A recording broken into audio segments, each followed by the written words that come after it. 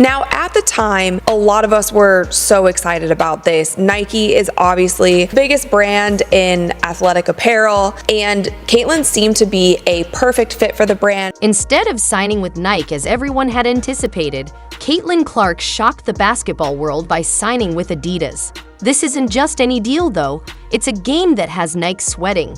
Let's examine how this rookie turned the tide on the biggest name in sports. You know what's crazy? Nike has long dominated basketball sponsorships, but Caitlyn's partnership with Adidas is upending the status quo and might revolutionize women's basketball sponsorships. If additional players follow her example, that would be enormous. So why is this such a significant deal? At the start of this year's WNBA season, it was announced that Caitlyn Clark signed a massive endorsement deal with Nike. This deal was for 8 years, $28 million with a signature sneaker included. Before we continue, I would like to ask you a small favor. We will discuss how this college superstar became the most popular name in basketball, examine the intense bidding war for her signature, and discuss the implications for the WNBA's future.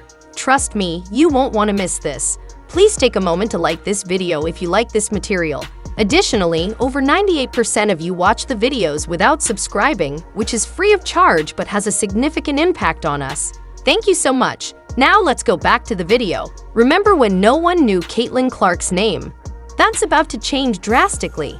This Iowa girl not only made waves in college basketball, but she also created a tsunami that is still crashing through the sports world. Let's talk about Clark's time at Iowa, which wasn't just good but also record-breaking. She became the all-time leading scorer in NCAA Division I history, not only breaking records, but obliterating why Nike signed her. Nike struck absolute gold when they signed Caitlyn Clark to an 8-year, $28 million endorsement deal. So why in the world are they ignoring her? $28 million at the time, while some people, including myself, were saying that this might be a little bit too low because of the superstar that she is. Here's the kicker, however. In addition to scoring points, Clark was drawing attention and winning hearts all over the country. You see, Wild Clark's fame stems from her ability to change the game off the court as well.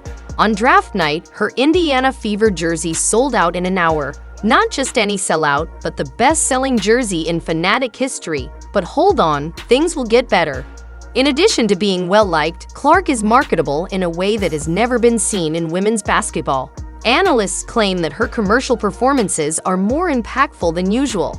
Consider that she is not only playing basketball, but also transforming the way that people view the sport and brands. State Farm Gatorade, before she even became a professional, Buick wanted a piece of Clark, but now for the real deal.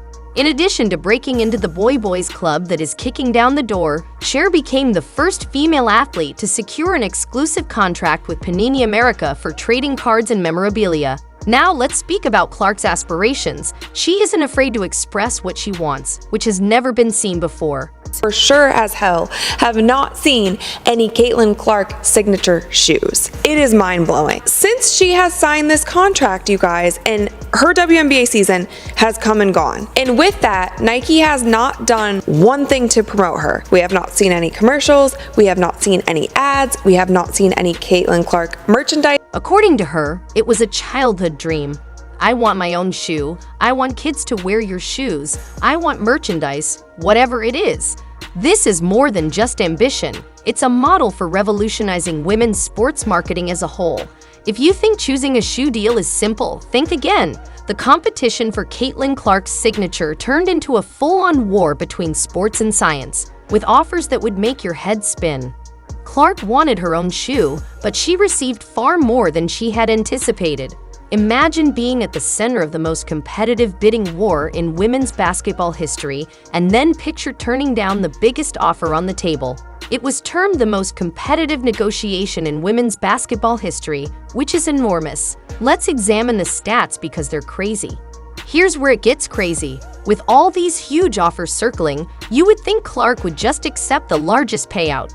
Nike came in hot with a whopping $28 million over 8 years, which is some serious cash, but wait. There's more.